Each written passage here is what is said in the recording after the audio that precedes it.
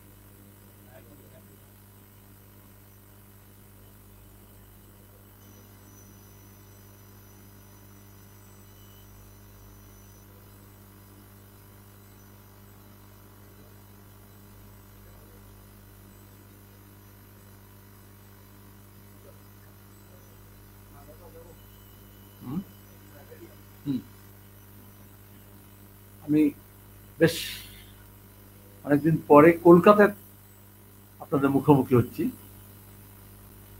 ইতিমধ্যে 4টি পর্যায়ের ভোট গতকাল শেষ হয়েছে,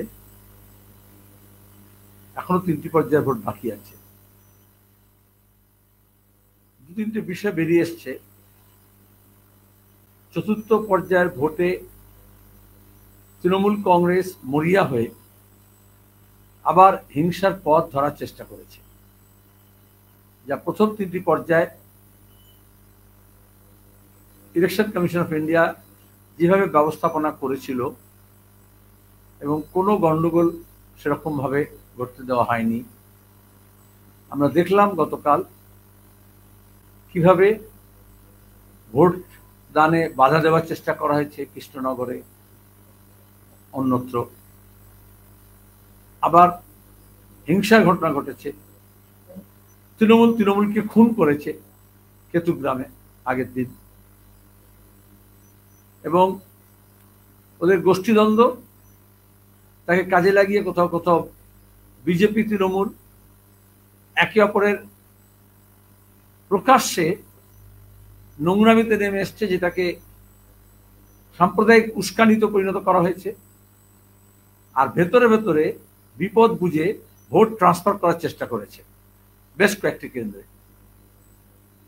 ভোটের দিন বোঝা যাচ্ছিল না কে বিজেপি আর কে তৃণমূল, অথচ আমরা বর্ধমানে দেখলাম কে হিন্দু কে মুসলমান, সেটা বিজেপি আর তৃণমূলের নেতারা বোঝানোর চেষ্টা করছেন।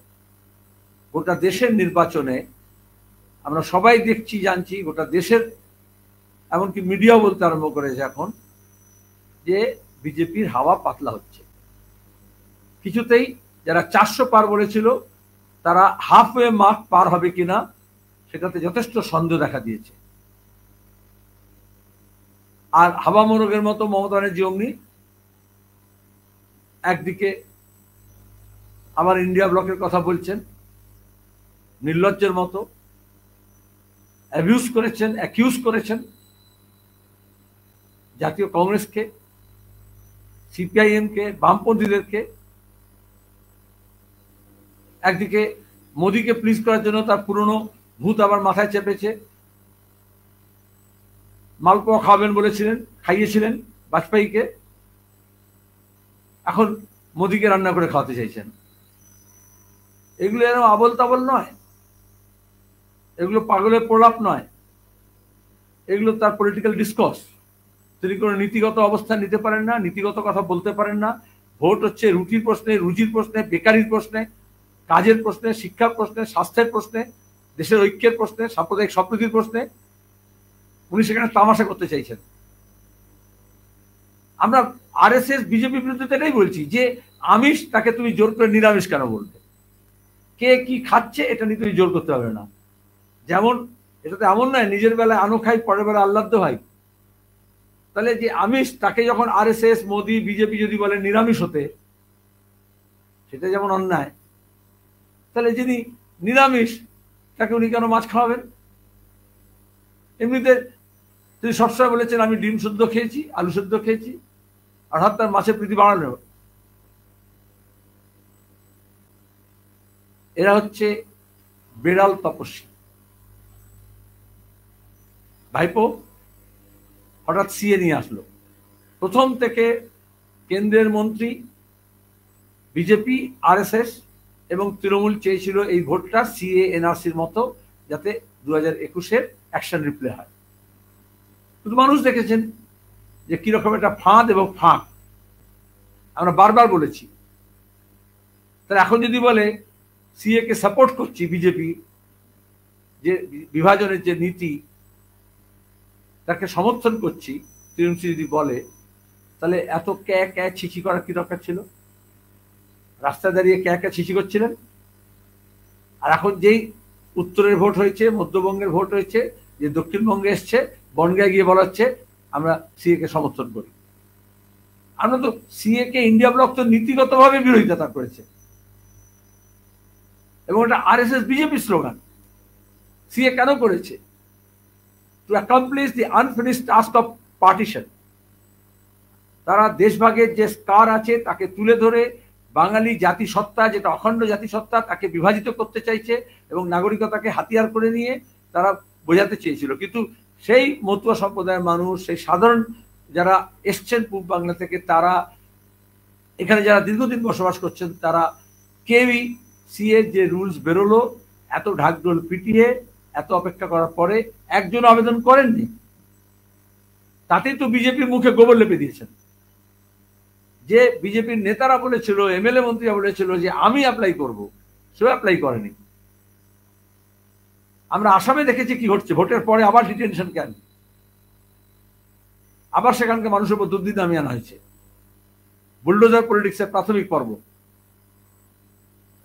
তাহলে নিজে বাঁচার জন্য তিনি এই ধরনের কনফ্লিক্টিং ইস্যুসগুলোকে সামনে নিয়ে আসার চেষ্টা করছেন, যেটা মারাত্মক হবে। এই Mamata Banerjee voter list deputy speaker আটওয়ালের মুখের উপর ছুঁড়ে ফেলেছিলেন আজ থেকে 2 দশক আগে, যে ভোটার লিস্টে বাংলাদেশের নাম আছে। তখন তিনি আদবানি বাজপেয়ীর কোলে, ইন্ডিয়ার পার্টনার, ইউপিএ গভর্নমেন্ট চলছিল। আমরা জানি তার 2 দশক আগে আসামে মঙ্গলদৈ উপনির্বাচন ছিল। মঙ্গলদৈ বিধানসভার উপনির্বাচনের সময় অসমীয়া জাতীয়তাবাদীরা তখন বলেছিল এখানে বাংলাদেশি ভোটার আছে এই লিস্টে, এই জন্য উপনির্বাচন হতে দেব না। তাহলে কিভাবে নির্বাচনের সময় এই ধরনের স্ফুলিঙ্গকে ব্যবহার করা হয়, যা ভবিষ্যতে দাবানল হিসেবে দেখা দেয়, সেটা পরবর্তীকালে আসামে আমরা দেখলাম। জাতি দাঙ্গা, বাঙালি বিতরণ, এবং তারপরে এনআরসি, তারপরে ডিটেনশন ক্যাম্প শুরু হয়েছিল ডি ভোটার দিয়ে। উনি এই বাংলাকেও সেই জায়গায় নিয়ে যাওয়ার চেষ্টা করছেন, শুধুমাত্র আরএসএস এর পে রোলে থাকার জন্য। এটা বাংলার মানুষ তাকে ক্ষমা করবে না। আর ভাইপোকে দিয়ে বাঁচাতে হবে ওকে, ভাইপো বাঁচার জন্য বলেছে। আমরা আজকে দেখেছি কয়লা পাচার কাণ্ডে কিভাবে সিবিআই এর চার্জশিট থেকে অভিষেক ব্যানার্জির নাম বাদ দেওয়ালেন মমতা ব্যানার্জি, আরএসএস এবং মোদীকে ধরে, অমিত শাহকে ধরে। আর আজকে দেখলাম লালাকে, যে একজন কিংপিন কয়লা পাচারের, একজন তো অভিষেকের প্রাণের বন্ধু, যার টাকা পয়সা দিয়েছিল, সে তো পগার পার। যে পথে মেহুল চোকসি, যে পথে বিজয় মালিয়া, যে পথে নীরব মোদীরা গেছে, মোদীর ঘনিষ্ঠরা, সেই পথে সেও গিয়েছে। আর এখানে যে ছিল তাকে সারেন্ডার করে সঙ্গে সঙ্গে জামিন। তাহলে এত কয়লা পাচার নিয়ে এত গন্ডগোল, এত প্রচার, এত কিছু আমরা দেখলাম কিভাবে ভোট করানোর জন্য বাঁকুড়ায় তাকে জামিন করানো হলো। এতদিন সে পালিয়েছিল। সব কুছ দেখতে হয়, এখন লোকের কাছে স্পষ্ট হচ্ছে। আর এই ভাইপোর বউকে বাঁচানোর জন্যই তো মমতার এত কারবার, বিজেপির পায়ে ধরা, রাজ্যকে বাজি ধরা। যে কোনো একটা সাধারণ নাগরিকের যদি 2টো পাসপোর্ট থাকে, 2টো আধার কার্ড থাকে, 2টো প্যান কার্ড থাকে, তাহলে সেগুলো হচ্ছে শাস্তিযোগ্য অপরাধ। তাহলে ভাইপো বউয়ের 2টো আধার কার্ড, প্যান কার্ড কি ভিত্তিতে থাকে? সেখানে কি অ্যাকশন নিচ্ছে? এবং 2টোই সচল, যেটা আইনত অপরাধ। তাহলে এই অপরাধীরা অপরাধ করে চলেছে, কারণ সাইয়া ভাই কোতওয়াল ডর কাহেকা, দিল্লিতে এমন চৌকিদার বসে আছে যাকে মমতা ব্যানার্জি মোটামুটি তুষ্ট করে রাখলে হবে। আর অন্যদিকে ভোটকে কেন্দ্র করে আবার হিন্দু মুসলমান, গতকাল মন্তেশ্বরে আমরা দেখেছি, বর্তমানে আমরা তার আগে বেলডাঙ্গায় দেখেছি, বহরমপুর কেন্দ্রে রামনবমীর সময়। কিন্তু বাংলার মানুষ এখন হিন্দুর বিরুদ্ধে মুসলমান, মুসলমান বিরুদ্ধে হিন্দু নয়, উত্তরের বিরুদ্ধে দক্ষিণ, দক্ষিণের বিরুদ্ধে উত্তর নয়, পূবের বিরুদ্ধে পশ্চিম, পশ্চিমের বিরুদ্ধে পূর্ব নয়, বাঙালি অবাঙালির মধ্যে দাঙ্গা নয়। তারা চাইছে সবাই মিলে চোর চোরটাদের বিরুদ্ধে। আর সেই চোর সে বিজেপি ঝান্ডা নিয়ে করুক বা তৃণমূলের ঝান্ডা নিয়ে করুক বা ঝান্ডা বদল করে করুক, একটা করে ভোটের পর্যায়ে এগোচ্ছে। ক্রমাগত বাংলার মানুষ বিজেপি এবং তৃণমূলের প্রতি তাদের যে অসন্তোষ, তাদের যে রাগ, তাদের যে ক্ষোভ, সেটাকে প্রকাশ্যে নিয়ে আসছে। সন্ত্রাসের ভয় থেকে মুক্ত হয়ে মানুষ ভোট দিচ্ছে। এখন আজকে আমি ডায়মন্ড কেন্দ্রে গিয়েছিলাম, যেখানে গতবারে ফুয়াদ হালিম, যেখানে সিপিআইএম প্রচার করতে গিয়ে বারবার আক্রান্ত হয়েছে। এই যে যেমন সায়েন্স শাহ, শাহজাহান, জাহাঙ্গীর এসব পোষা আছে, যারা টাকার কালেক্টর, যারা এঘাট ওঘাট করে কালীঘাটে পাঠায়, 4টে পুলিশের থানার অফিসারদের নিয়ে ঘোরাফেরা করে, সেই বজবজে সেই ফলতায় আমরা গিয়েছিলাম। মানুষ আমাকে আগে বার্তা দিন, আপনারা যাচ্ছেন ওখানে গেলে তো ওদের সাম্রাজ্য, ওখানে তো মুক্তাঞ্চল, ওখানে তো আক্রমণ করবে। সাধারণ মানুষ এগিয়ে এসছেন এবং ওদের কোনো সাহস হয়নি আমাদের মিছিলে বাধা দেবে। পুলিশকে দিয়ে সিপিআইএম এর পোস্টার লাগানো হবে না, নিষেধাজ্ঞা করেছে গোটা রুট ধরে। তাহলে একদিকে গণতন্ত্রের কথা বলছেন, আর অন্যদিকে গণতন্ত্রকে সর্বনাশ করছেন। মানুষ এই গণতন্ত্রের উৎসবে অংশগ্রহণ করবে। যারা গত 2014 পর থেকে ভোট দিতে পারেনি, কোনো কোনো ক্ষেত্রে 2012 পর থেকে ভোট দিতে পারেনি, তাদেরকে আহ্বান জানাবো, আপনারা ভোট দেবেন এবং শান্তিতে দেবেন, শান্তির জন্য দেবেন। গোটা দেশে এবং এ রাজ্যে আমরা শান্তিকে পুনঃপ্রতিষ্ঠা করতে চাই এবং শান্তির জন্য আমাদের আসলে সম্প্রীতি দরকার এবং ঐক্য দরকার। তবেই আমরা আমাদের রুটি রুজি হকের কথা বলতে পারবো এবং লড়ে নিতে পারবো। সংসদে দাঁড়িয়ে যাতে আমাদের কথা, রাজ্যের কথা, মানুষের যন্ত্রণা, ব্যথা, বেদনার কথা এবং তার উপশমের পথ খুঁজে বার করা যায়, নীতি নির্ধারণ করা যায়। এবং যেখানে বিজেপি হালে পানি পাচ্ছে না, সেখানে তৃণমূল ক্রমাগত বিজেপির দিকে সরছে নীতিগতভাবে। আরএসএস আগেই বলেছে বাম না আসার জন্য দরকার হলে তৃণমূলই ভালো, কিন্তু তৃণমূলকে মানুষ পছন্দ করছেন না। এক একটা ধাপে বাম এবং কংগ্রেসের সমর্থন বাড়ছে। আগামী কয়েকদিনও আমাদের কর্মীরা দাঁতে দাঁত চেপে মাটি কামড়ে লড়াই করবেন। অনেক মানুষ যারা বাম এবং কংগ্রেসের কর্মী নন, তারাও এই অভিযানে সামিল হয়েছেন, তাদেরকে ধন্যবাদ জানাবো। এবং আগামী কয়েকদিন এই প্রচন্ড দাবদাহের মধ্যে, গরমের মধ্যে নির্বাচনী প্রচারে তারা অংশগ্রহণ করবেন। তার সঙ্গে দাঁড়িয়ে বাম এবং কংগ্রেসের প্রার্থীদের জয়ী করবেন।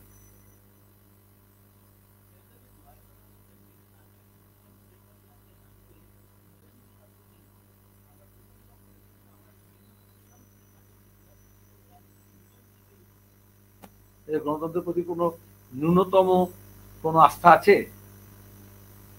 যেটা আমি বললাম সেটাই তো হবে। তাহলে মস্তামি গুন্ডামি করে মুক্তাঞ্চল, তাহলে সন্দেশখালীতে যা শাহজাহান করেছিল আর নানুরে যা করছে, আর ডায়মন্ড হারবারে যা অভিষেক আর জাহাঙ্গীর করছে, তফাৎ আছে।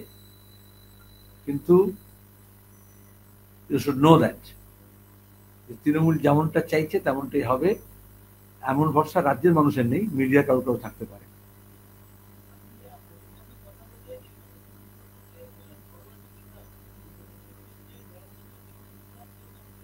তাহলে বুঝতে পেরেছো, সিএ কে সমর্থন করা, বিজেপি যদি নাম্বার কম থাকে তাহলে মোদির সঙ্গে গিয়ে হাত মেলানো, মমতার এই বার্তা কাজ তো করছে কোথাও।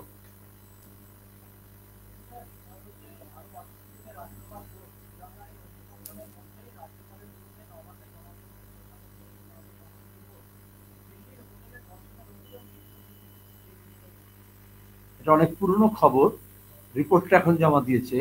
কিন্তু ভোট হচ্ছে মানুষের অধিকার প্রয়োগ করবে তৃণমূল বিজেপি, যাতে মানুষের প্রয়োগ না করে তার জন্য গোটা দেশে সেই ব্যবস্থা করেছে। এখানে রাজ্যপালের কি কাজ? পঞ্চায়েত নির্বাচনে এই ঘরে তোমরা বারবার রাজ্যপালকে নিয়ে এসেছিলে না, জোর করে ঢুকিয়েছিলেন না প্রচারের মধ্যে, টেলিভিশন ক্যামেরার মধ্যে, আর উনিও ঢুকেছিলেন না। তারপর কোথায় গেছিলেন? হাফিজ। যেহেতু বিজেপির অপদার্থ নেতারা বিজেপিকে রিপ্রেজেন্ট করতে পারছে না, তাহলে কেন্দ্রীয় সরকারের এজেন্ট হিসেবে, বিজেপির এজেন্ট হিসেবে রাজ্যপাল, আর তৃণমূলও রাজ্যপালকে কাকতারুয়া দেখে তার উপর অ্যাটাক করছে, যেহেতু মোদির উপরে, নাড্ডার উপরে তারা প্রচার করবে না, অমিত শাহকে বলবে না, বিজেপির কোনো নীতিগত অবস্থানের বিরুদ্ধে বলবে না, এই জন্য তারা এই ধরনের নোংরামিতে নেমে এসছে। সে রাজ্যপালই নোংরামি করুন আর রাজ্য সরকারই করুন। বাংলার রাজনীতি এতটা নিচে ছিল না। মমতা ব্যানার্জি চপলা সর্দার আমরা জানি না, তাপসী মালিক আমরা জানি না।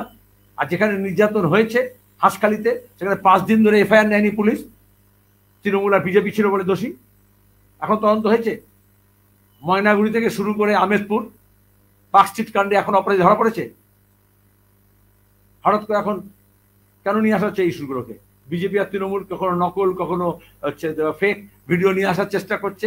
কারণ যখন আমরা বলছি বেকার ছেলেমেয়েদের কাজের প্রশ্ন, রুটির প্রশ্ন, জিনিসপত্রের দামের প্রশ্ন, বিদ্যুতের মাসুলের প্রশ্ন, কৃষকের ফসলের দামের প্রশ্ন, সারের কালোবাজারির প্রশ্ন, পানীয় জলের সমস্যা, জীবন জীবিকার সমস্যা, তখন সবসময় এরকম হয় রেসিডেন্সি, প্যালেস এবং রাজভবন কিছু বসঙ্গতদেরকে নিয়ে কিছুটাকে পাল্টাতে চায়।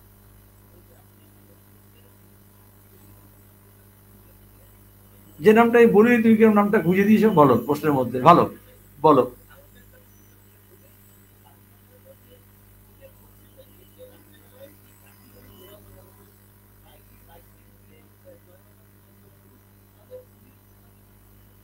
আমি বললাম বিজেপি এবং তৃণমূল ভোটকে কেন্দ্র করে, ভোটের আগে এবং পরে বিষয়টাকে হিন্দু মুসলমান দাঙ্গা বাজার চেষ্টা করছে। তুমি স্বাভাবিকভাবে দিলীপ ঘোষের নাম নিয়ে আসলে, স্বাভাবিক হিন্দু মুসলমান দাঙ্গা বাজ করা হয়, বিজেপির নেতার সামনে আসবে, তৃণমূলের সামনে আসবে, আমরা তার প্রতিবাদ করলাম, বললাম। এবার ইলেকশন কমিশনের দেখার কাজ, রাজ্য সরকারের দেখার কাজ। তো তারা তো চাইছে ভোটটাকে যাতে আসল যে এজেন্ডা তার থেকে বাইরে গিয়ে যাতে ধর্মের নামে মন্দির মসজিদ দিয়ে শুরু হয়েছিল সেখানে নিয়ে যেতে চাইছে। তো আমি আবার বললাম, বাংলার মানুষ এভাবে হিন্দু আর মুসলমান নামে লড়তে চাইছে না। বিজেপি তৃণমূলের খুব খারাপ অবস্থা, তাহলে এতদিনে দাঙ্গা হয়ে যেত। তো তারা চোর চোরটাদের বিরুদ্ধে লড়তে চাইছে, আর চোর চোরটারা মানুষকে ভাগ করতে চাইছে।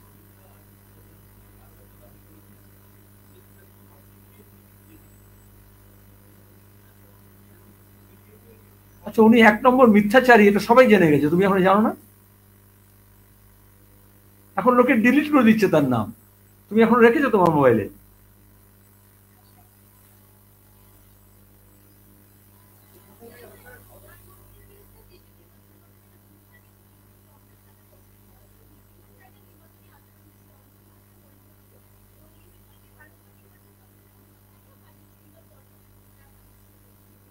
ইলেকশন কমিশনকে সীতারাম ইয়েচুরি, পার্টির সেক্রেটারি, ইতিমধ্যে চিঠি পাঠিয়েছে এই ধরনের অভিযোগ নিয়ে। এবং আমরা চাই না যে কেন্দ্রীয় নির্বাচন কমিশন আমাদের রাজ্যের নির্বাচন কমিশনের মতো বসংবদ্ধ হয়ে যায়, যেটা পঞ্চায়েত নির্বাচনে আমরা দেখেছিলাম।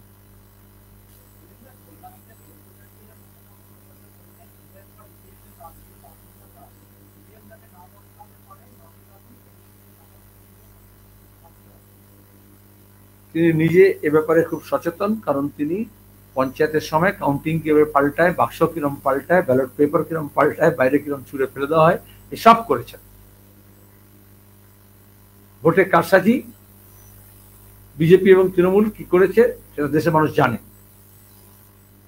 কিন্তু men are more powerful than the machine. মানুষের মেজাজ বিগড়ালে মেশিনটা ঠিক করতে পারে না। পঞ্চায়েত নির্বাচনে উনি এই জন্য ব্যালট পেপার সব কোথাও জলে ঢেলে দিয়েছিলেন, কোথাও ফেলে দিয়েছিলেন, এবং অফিসারদের দিয়ে কারচুপি করেছিলেন নির্বাচনের গণনায়। ওই জন্য এই কথা বলছেন। এবারে আমরা স্ট্রং রুমে কড়া পাহারার ব্যবস্থা রেখেছি এবং ইসিআইকে বলেছি ভোটের পরে এতদিন পরে কাউন্টিং হবে, যাতে সে কোনো ম্যানিপুলেট না হয়। এবং সে ব্যাপারে সমস্ত বিরোধী দল এবং ইন্ডিয়া ব্লক ভিভিপ্যাটের ব্যাপারে সুপ্রিম কোর্টে গিয়েছে, এবং সেখানে তৃণমূল যায়নি। আমরা কংগ্রেস, সিপিআইএম, বাকি আপ সব দলই আমরা গিয়েছি, ইলেকশন কমিশনের কাছে গিয়েছি। ইলেকশন কমিশন রেসপন্ড করছে না বলে আমরা সুপ্রিম কোর্টে গিয়েছি।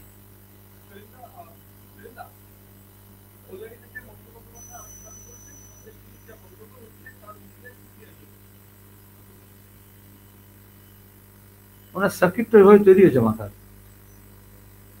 শর্ট সার্কিট হয় তো, যেখানে যেখানে সিগন্যাল চলে যায় আর কি, ওটা ফিউজ হলে আরো হয়। আগে জানতাম উনি কনফিউজ, এখন বুঝছি ওনার ব্রেনের সার্কিটটা ফিউজ হয়েছে। গত 10 বছর ধরে ওখানে মুক্তান চলেছে। নিরাপদ সর্দার ওখানকার এমএলএ যখন বিধানসভায় দাঁড়িয়ে বলছিল এই জমি দখলের কথা, নোনা জল ঢোকানোর কথা, লুটের কথা, নির্যাতনের কথা, তখন তার সাকরেত সোনালী গো, এখন যে বিজেপির নেত্রী ডেপুটি স্পিকার, তাকে দিয়ে মাইক কেন বন্ধ করেছিলেন? চিট ফান্ডের কথা যখন অ্যাসেম্বলিতে বলছিল দেবলীনা হেমব্রম, গৌরাঙ্গ চ্যাটার্জি, তখন কেন অ্যাসেম্বলির মধ্যে তাকে মারা হয়েছিল? কেন পিজি হাসপাতালে চিকিৎসা করতে দেওয়া হয়নি? তারপর উনি বলেছিলেন বিরোধী শূন্য, তারপর বিধানসভা বিরোধী শূন্য করেছেন, নিজের তৃণমূল বিজেপিকে সাজিয়ে সেখানে উপস্থিত করিয়েছেন, নাটকে যেরকম সাজানো হয়। সন্দেশখালী তো তাই হয়েছে। আজকে দাঁড়িয়ে সেখানকার মানুষ বিক্ষোভে ফেটে পড়েছেন। মহিলারা বিশেষত মমতা ব্যানার্জি নিরাপদ সর্দারকে বাঁশদড়ি থেকে তুলে নিয়ে গিয়ে জেলে ঢুকিয়ে দিলেন, কোথায় ঢোকালেন, আর এখন উল্টাটা কথা বলছেন। একটা সন্দেশখালী না, আর বিজেপি শুধু সন্দেশখালী বলছে আর তোমরা বলছো। গত 10 বছর ধরে বাংলার টেলিভিশন চ্যানেল, খবরের কাগজগুলো সন্দেশখালী নিয়ে কোনো রিপোর্ট করেনি কেন? মমতা বলেনি বলে? আমরা তো পয়সা দিয়ে কাগজ কিনি, আমরা তো টেলিভিশন চ্যানেলে কেবলে তো টাকা দিই। তাহলে এত অন্যায় এখন যখন বলা হচ্ছে, সেই অন্যায় সম্পর্কে সংবাদ মাধ্যম কেন চুপচাপ ছিল? যেমন আজকে জামরাবাড়ি চুপচাপ আছে, ফলতা নিয়ে, বজবজ নিয়ে, কেন বলা হচ্ছে না সে কি অন্যায় হচ্ছে সেখানে? কিরম মুক্তাঞ্চল তৈরি করেছে শুভেন্দু আর অভিষেক মিলে।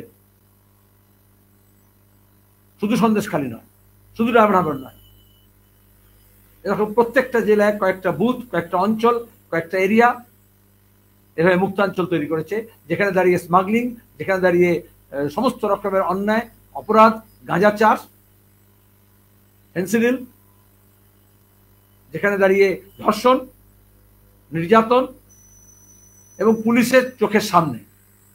বরঞ্চ তৃণমূলের যে লোকরা এটা বিরোধিতা করছে বা করেছে, তাকেও মিথ্যা মামলায় ফাঁসানো হয়েছে। এই জন্য তো মমতা ব্যানার্জি বিরোধী শূন্য করতে চেয়েছিলেন, এই জন্য তো মুখে লুকোপ্লাস লাগিয়ে রাখতে বলেছিলেন, এই জন্য তো বলেছিলেন যে কোন কাগজ পড়বে আর কোন কাগজ লাইব্রেরিতে রাখবে আর কোনটা রাখবেন উনি ঠিক করে দেবেন। গণতন্ত্রকে হত্যা করা এই জন্যই, যাতে দাঁড়িয়ে লুট অবাধে চলে। গোটা দেশে মোদিও তাই করছে, এখানে মমতাও তাই করছেন। গণতন্ত্রকে ধ্বংস করা হয়, কারণ মানুষের যদি কথা বলার অধিকার, প্রতিবাদ করার অধিকার, সত্য কথা বলার, হক চাওয়ার এবং সত্যকে লেখার, বলার ক্ষমতা যদি হারিয়ে ফেলে মানুষ, তাহলে সেখানে মিথ্যার রাজত্ব কায়েম হয়, লুটের রাজত্ব কায়েম হয়। তার উদাহরণ সন্দেশখালী।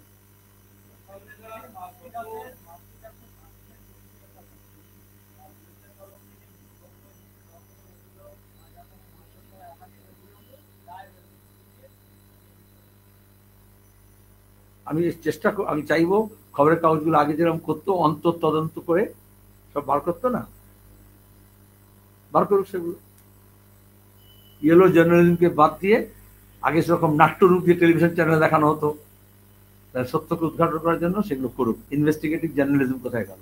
যে পুলিশ যদি ইনভেস্টিগেট না করে, তাহলে আমরা যেমন পাহারায় পাবলিক করেছিলাম তবে তো সব জানা গেল, আমরা যেমন নজরে পঞ্চায়েত করেছিলাম তবে তো নজরে এলো। তাহলে আমরা চাইবো সংবাদ মাধ্যমগুলো একটু দুটো ইনভেস্টিগেটিভ জার্নালিজম দেখা।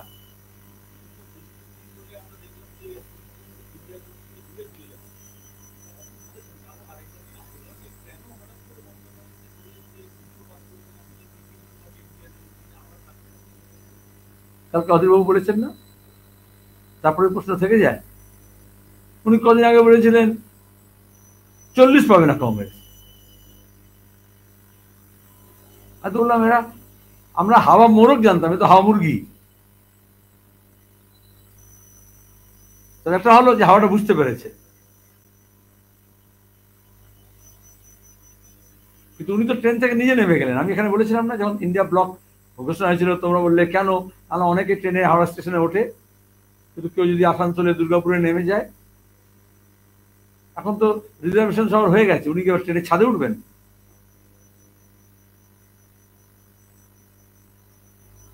উনি নিজে ডিমটাকে ফাটিয়েছেন, এখন তাতে তা দিতে চাইছেন, বাচ্চা বেরোবে।